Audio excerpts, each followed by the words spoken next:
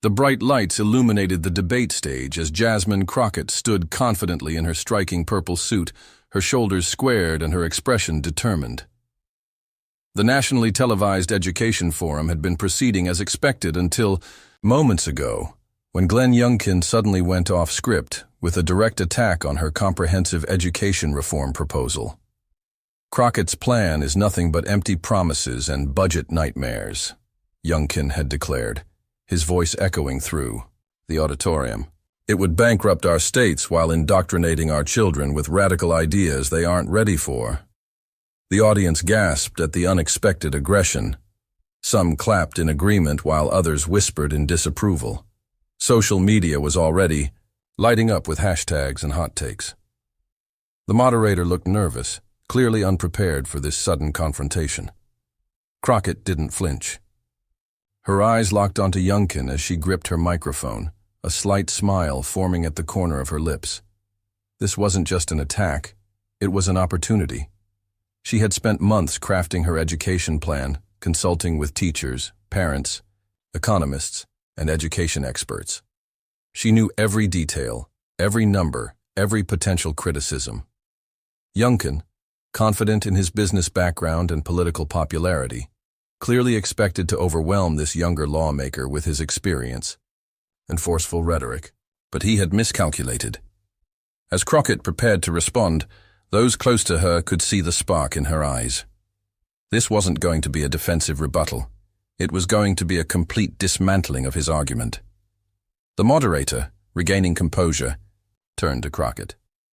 "Representative Crockett, would you like to respond to these criticisms of your education plan?" As Crockett stepped forward to the microphone, the audience fell silent in anticipation. What happened next would be talked about for months to come.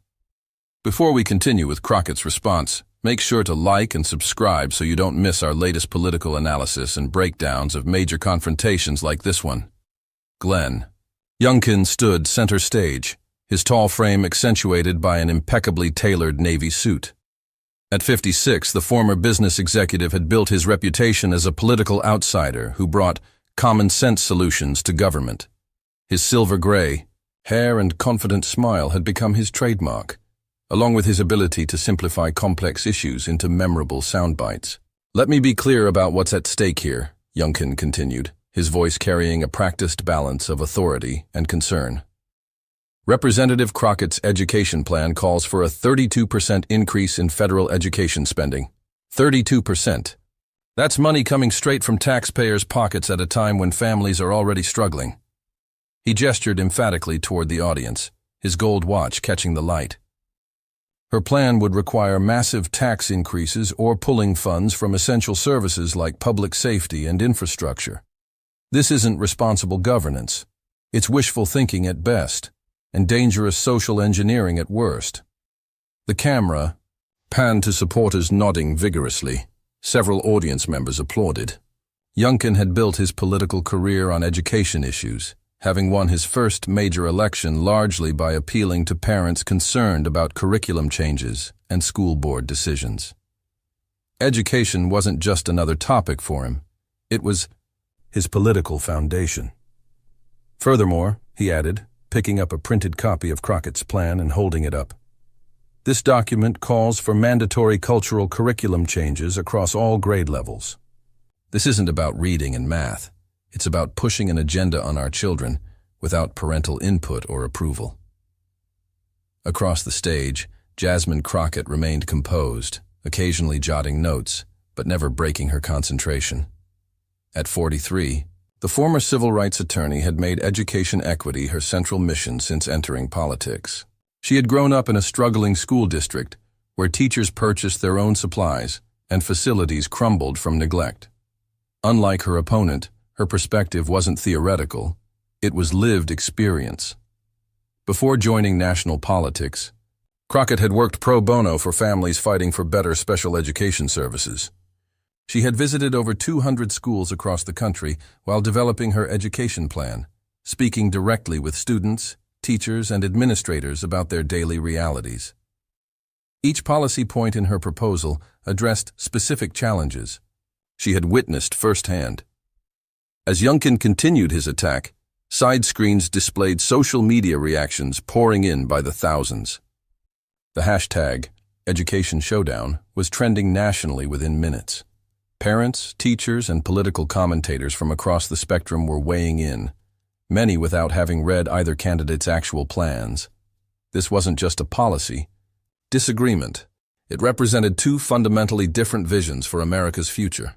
Youngkin advocated for local control, traditional values, and fiscal restraint.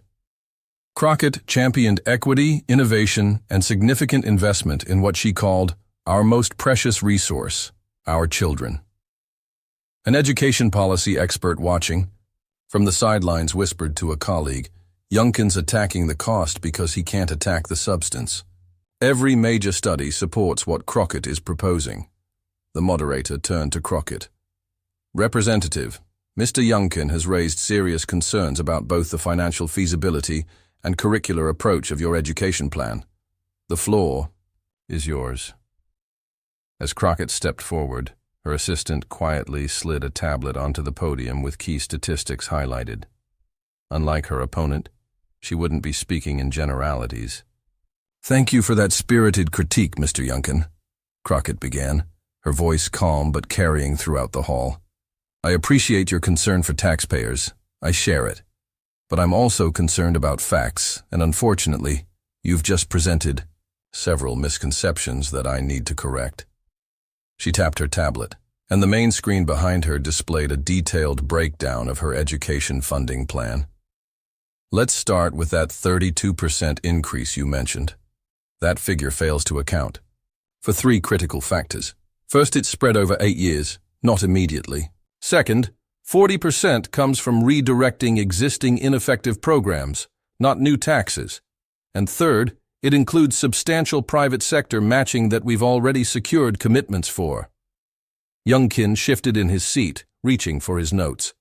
This level of specific rebuttal wasn't what he had prepared for. "But since you brought up numbers," Crockett continued, swiping to a new slide, "let's talk about return on investment. Independent economic analysis shows that every dollar invested in early childhood education returns between $7 and $12 to the economy through reduced need for remedial services, lower incarceration rates, and higher lifetime earnings." The audience murmured as the data appeared on screen. Crockett was turning what Youngkin had framed as a liability, the cost, into an asset. "Now, about those mandatory cultural curriculum changes you mentioned," she said, making air quotes with her fingers. "I'm curious which specific proposal you find objectionable. Is it teaching financial literacy in all high schools? The expanded STEM focus? Or perhaps the history curriculum that includes diverse perspectives from all Americans?" Youngkin interjected. "The issue is federal overreach. I'll address that concern directly," Crockett countered without missing a beat. "Page 47 of my plan explicitly preserves local control for implementation while providing resources and frameworks. Nothing is mandated without local school board approval. Have you read page 47, Mr. Youngkin?" The question hung in the air. Few awkward seconds passed before Youngkin responded. "The principle remains." "The principle," Crockett interrupted, her voice gaining intensity, "should be accuracy. And accurately speaking, my plan increases local control by providing resources without strings, unlike current federal programs." The moderator tried to intervene. "Perhaps we should move to the next topic. I'm not finished addressing the misconceptions that were just presented as facts," Crockett said firmly. "This matters too much to let inaccuracies stand unchallenged." The temperature in the room seemed to rise as Crockett walked from behind her podium toward the center of the stage, iPad in hand. "Mr. Youngkin, you mentioned struggling families. I've met with those families, thousands of them, while developing this plan. Single parents working 2 jobs while their children attend underfunded schools with outdated textbooks. Rural communities, where the nearest advanced placement course is 50 miles away. Inner-city schools where the ceiling literally falls in during rainstorms." Her voice resonated with genuine passion. "These aren't abstract policy discussions for these families. They're daily realities, and they deserve better than misleading talking points." Youngkin stood up, approaching his microphone. Representative Crockett, suggesting I don't care about these families is offensive and beneath this forum. I didn't question your compassion, Crockett responded immediately. I questioned your facts. And if we're talking about what's beneath this forum, I'd suggest it's making claims about a 400-page education plan without addressing its actual content. The audience erupted, some cheering, others booing. Social media exploded with clips of the exchange. Crockett responds trending within minutes.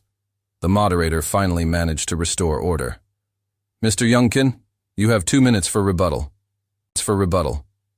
Youngkin straightened his tie and adopted a more measured tone. The American people deserve an education system that reflects their values and prepares children for the real world, not progressive fantasies. When you strip away the complicated charts and emotional appeals, Representative Crockett's plan remains unaffordable and inappropriate federal overreach. He turned toward the audience. Ask yourselves, do you want Washington bureaucrats determining what your children learn? Do you want your hard-earned tax dollars funding experimental educational theories? Or do you want common-sense solutions that respect parents and focus on fundamentals?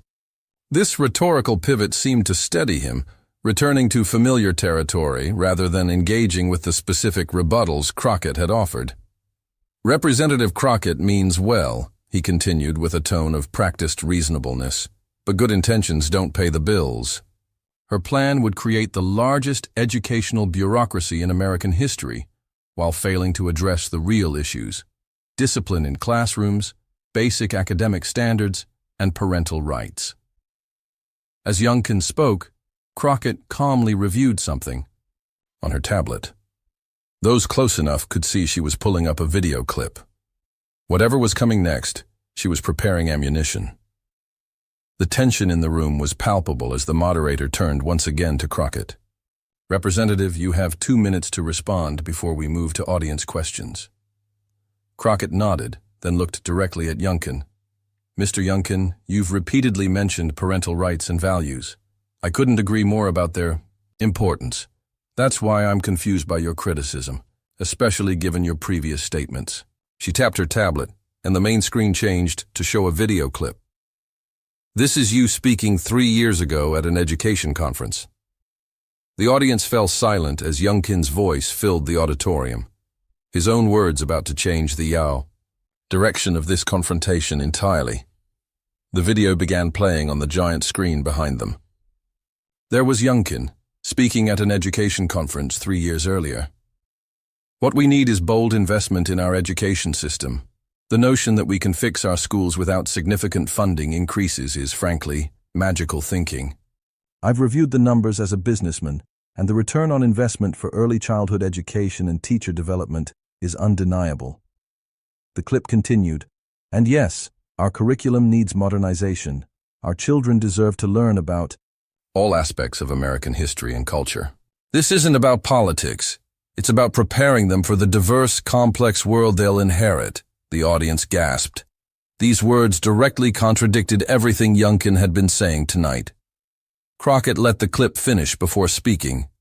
That was you, Mr. Youngkin, before your political consultants crafted your current talking points, she said calmly. What changed? Did the economic research on education investment suddenly reverse? Did the needs of children in underfunded schools magically disappear? Or did political expediency simply become more important than the principles you once espoused? Youngkin's face had reddened. He leaned into his microphone. That clip is taken out of context. It's your entire answer to a question about education. Funding and curriculum, Crockett replied. I'm happy to play the full 20-minute segment if you'd prefer. The context only strengthens my point. The moderator, clearly unprepared for this turn of events, attempted to regain control. Let's focus on the current proposals. This is about the current proposals, Crockett insisted. It's about credibility and consistency. Mr. Youngkin is criticizing my plan for the very elements he once publicly supported. She turned to face the audience directly. This isn't just about him, though.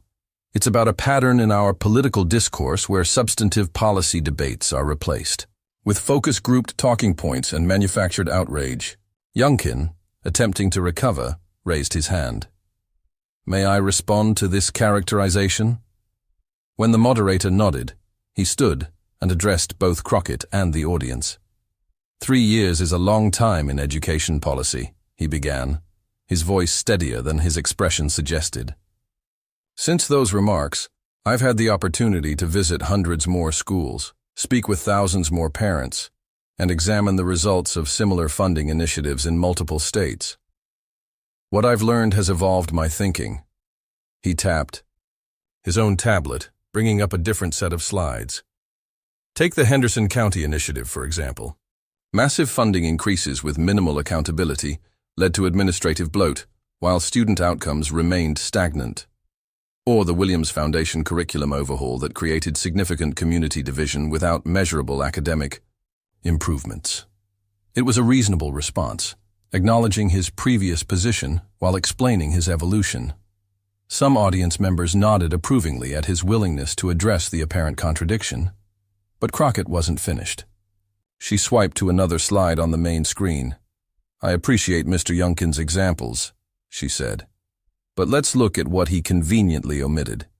This is a time-stamped post from Mr. Youngkin's social media account just 6 months ago, praising the very Henderson County initiative he just criticized as a prime example of smart education investment. The audience stirred as they read the contradictory statement. Youngkin's expression tightened.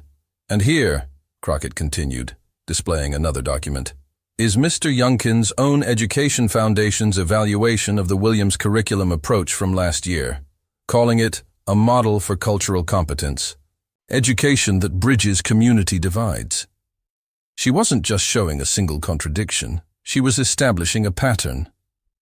Crockett walked slowly across the stage, commanding attention. My education plan wasn't created in a political consultant's office. It was built in classrooms and community centers across this country. It reflects the actual needs expressed by actual Americans. Teachers working with outdated materials, parents struggling to help with homework they don't understand, students preparing for jobs that their schools don't even acknowledge exist. Yet, she stopped and gestured toward Youngkin. Mr. Youngkin keeps mentioning real-world preparation. I agree completely, but today's real world requires digital literacy, critical thinking, collaborative problem-solving, and cultural competence. These aren't progressive fantasies. They're skills requested by employers across the political spectrum. A tech executive in the third row nodded vigorously, catching the attention of cameras.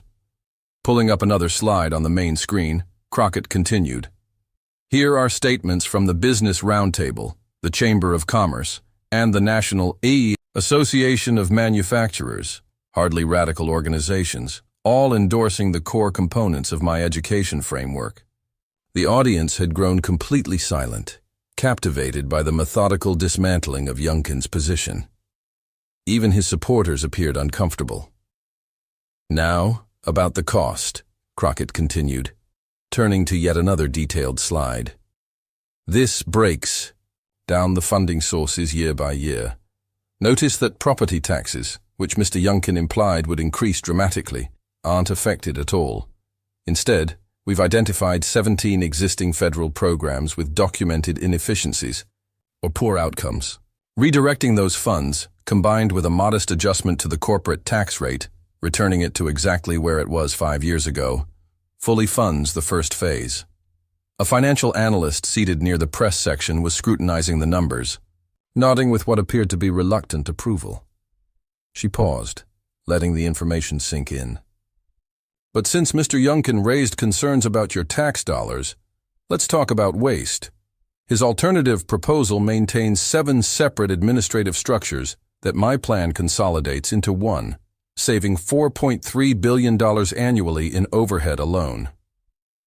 Youngkin attempted to interrupt again, but Crockett held up her hand. You spoke uninterrupted, Mr. Youngkin. I'd appreciate the same courtesy. When he settled back, she proceeded to her most devastating point, bringing up a comparison chart that had clearly been prepared in anticipation of this very argument. Finally, let's address the claim about Washington bureaucrats controlling education. Currently, Federal education funding comes with 142 separate regulatory compliance requirements. My plan reduces those to 29, giving states and districts unprecedented flexibility while maintaining basic accountability. Mr. Youngkin's proposal, ironically, increases federal oversight in 11 different areas. She highlighted specific sections of his published plan that confirmed her assertion. Several audience members who had been nodding along with Youngkin earlier now appeared confused, some pulling out phones to fact-check these claims in real time. This isn't a liberal versus conservative issue, Crockett emphasized. It's about effectiveness versus inefficiency. My plan actually incorporates successful approaches from both Republican and Democratic administrations over the past 30 years.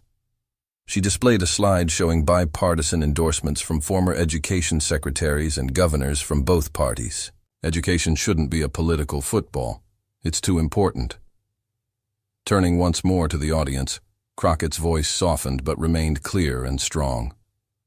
I respect differences of opinion on education. It should be debated vigorously. But that debate needs to be honest and informed. We can disagree without misrepresenting each other's positions. Our children deserve that much from us. The moderator, sensing a powerful moment, wisely remained silent. Mr. Youngkin has built his career on his business acumen, Crockett concluded.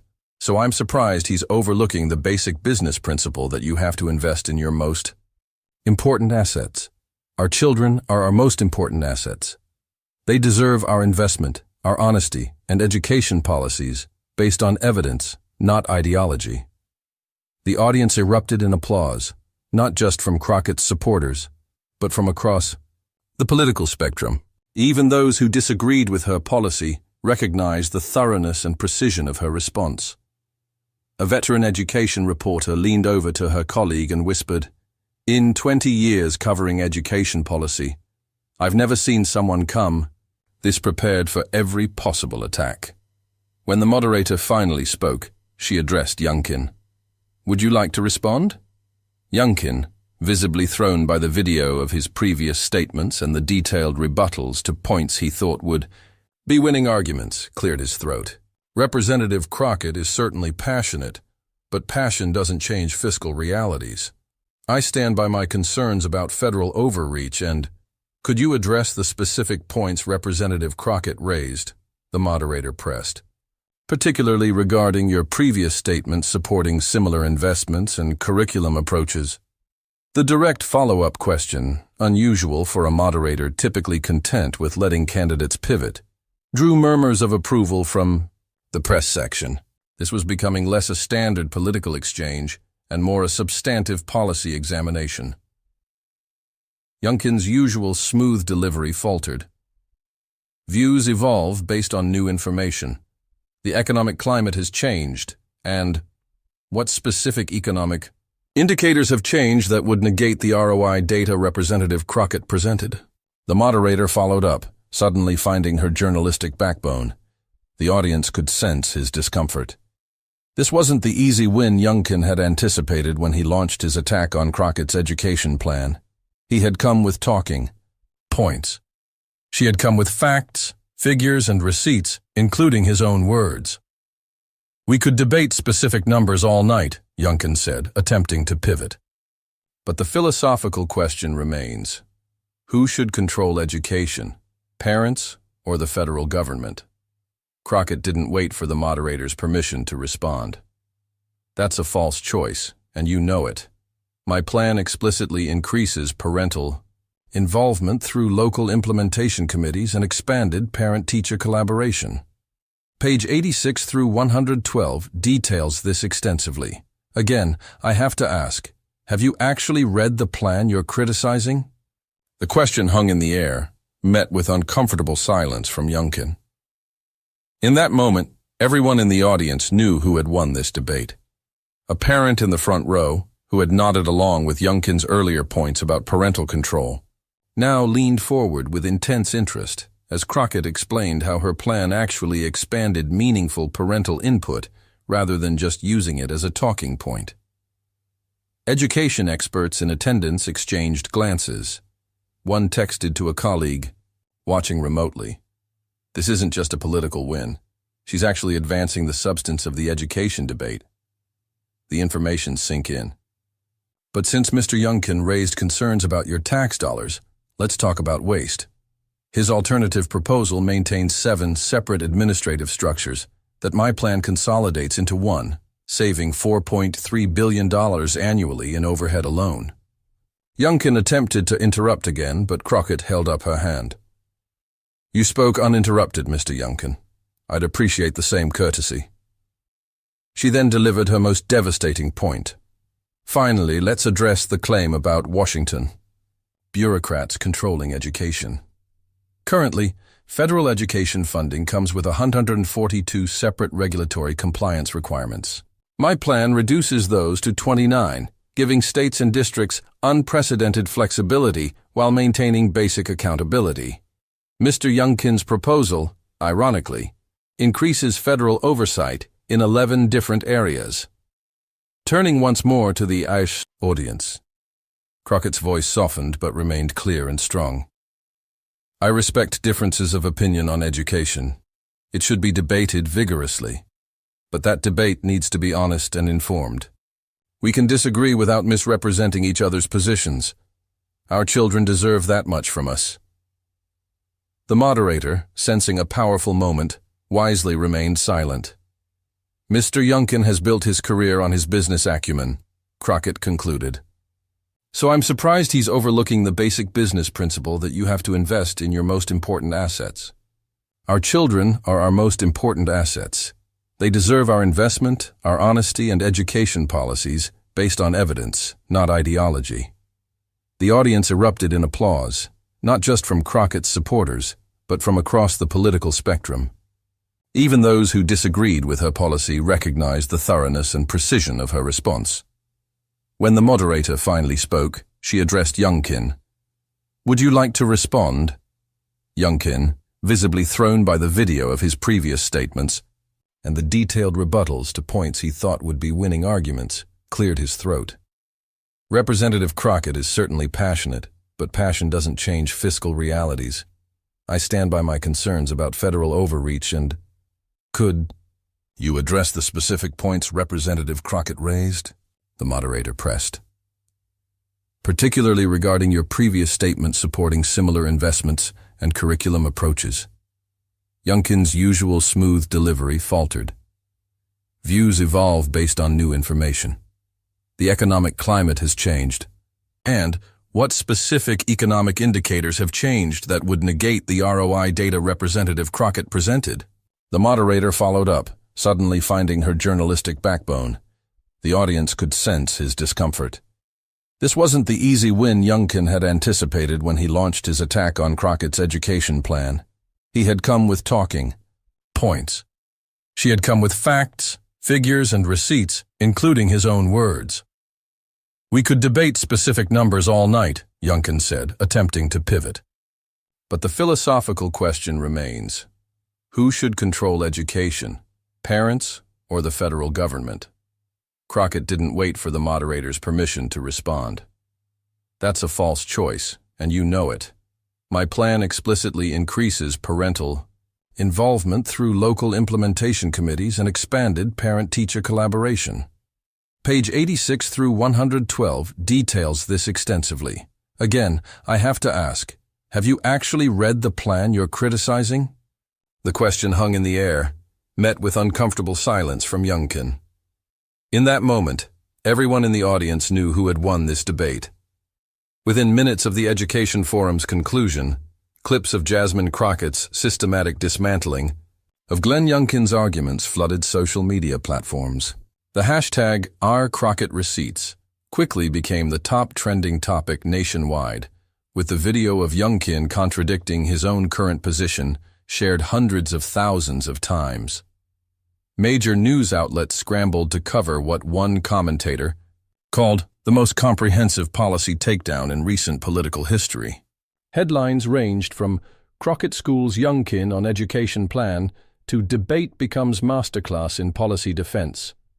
Education experts and policy analysts, regardless of political affiliation, noted the unusual depth of the exchange. What we witnessed wasn't typical political theater, remarked Dr. Eleanor Simmons, Education Policy Director at a prominent think tank. Representative Crockett displayed extraordinary command of not just her own proposal, but also her opponents, past positions and current alternatives. This level of preparation is vanishingly rare in today's soundbite politics. As Crockett left the stage, her team handed her a phone displaying the explosion of support across platforms. Teachers were posting particularly emotional responses, with many sharing stories of struggling with the very issues her plan addressed. Teachers for Crockett began trending by midnight. "I've been buying my own supplies for 23 years, one veteran educator wrote in a viral post. "Today I watched someone finally defend an education plan that would end that practice. I don't care what party she represents. Crockett understands the real problems." Meanwhile, in Youngkin's campaign war room, the mood was decidedly grim. Advisors huddled around monitors displaying social media analytics and instant polling that showed a dramatic shift in public perception. One internal memo, later leaked to the press, described the situation bluntly. "Complete defensive position now required. Recommend no further education policy engagement until new strategy developed." Youngkin himself appeared briefly before reporters as he left the venue, attempting damage control. "Policy discussions can get heated," he said, forcing a smile. "Representative Crockett and I clearly have different approaches, but I respect her passion for education."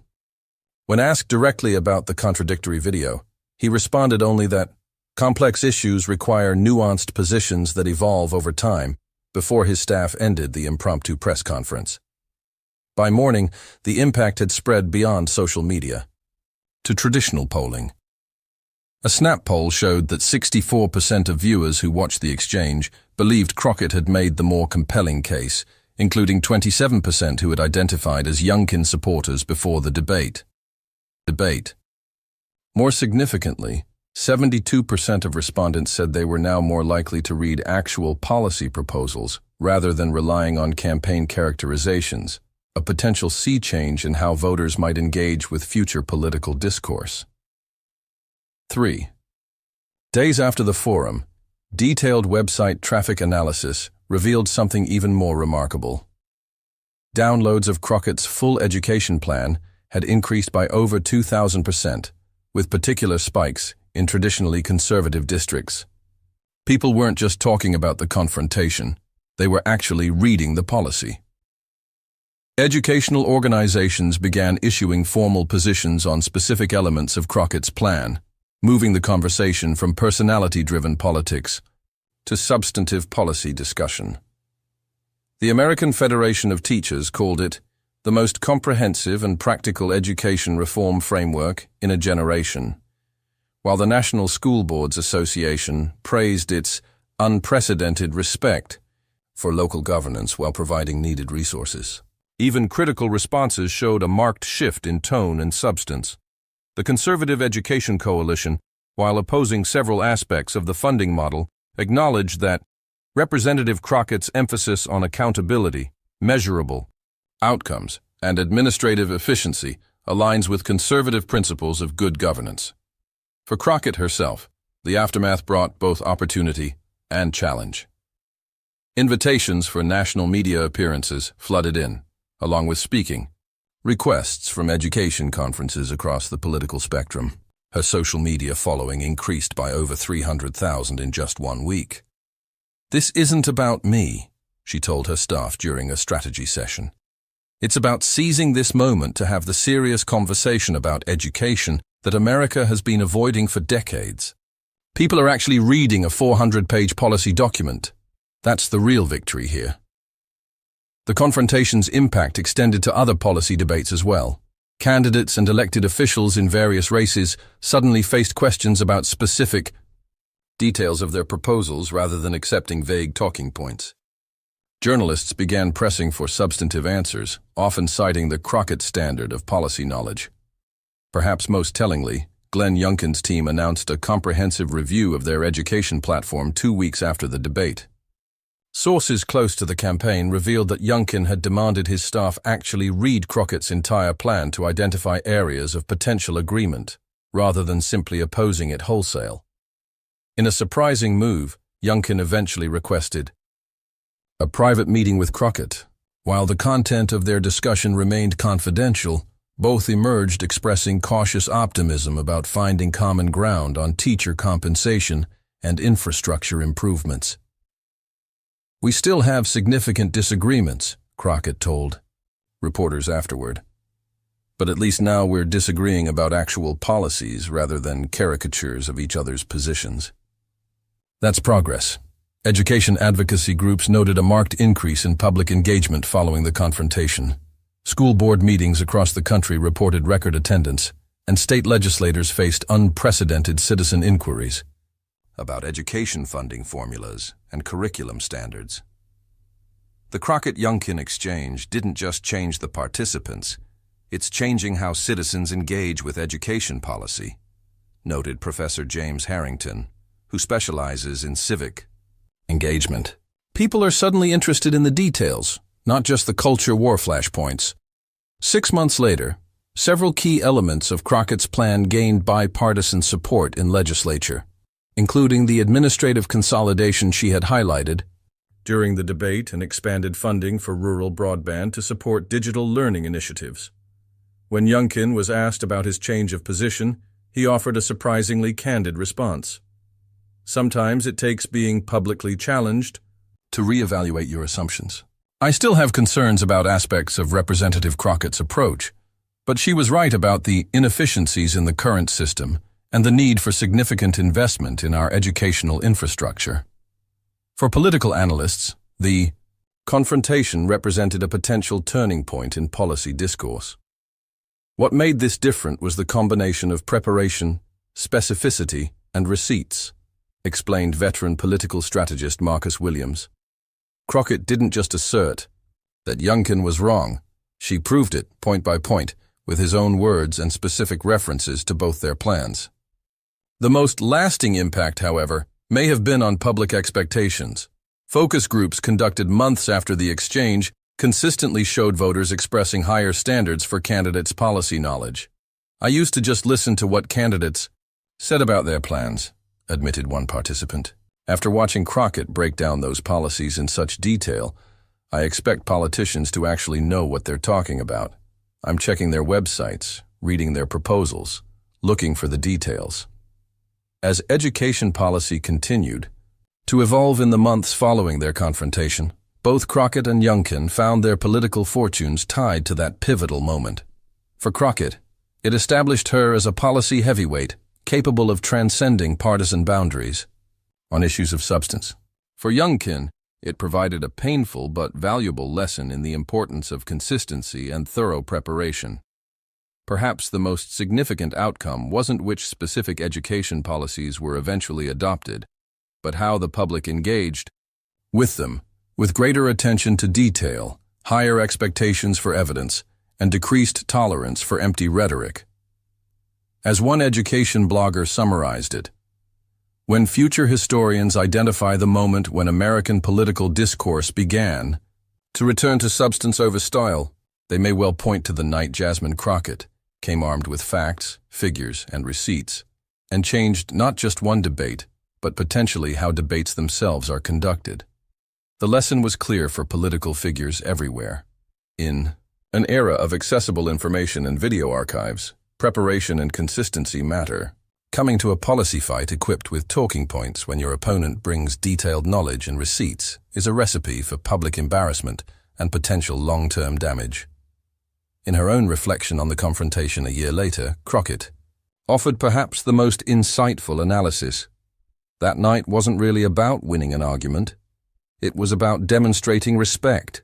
Respect for voters by assuming they care about substance. Respect for the policy process by engaging with its complexity, and respect for our democratic discourse by elevating it beyond sound bites and gotchas. When we show that respect, citizens respond. They engage, they participate, and ultimately, that's how we get better policies and better outcomes for our children. If you found this breakdown of the Youngkin-Crockett education showdown insightful, don't forget to like and subscribe for more in-depth analysis of pivotal political moments. Drop a comment below with your thoughts on how policy debates should be conducted, and share this video with anyone who appreciates seeing substance triumph over style in our political discourse.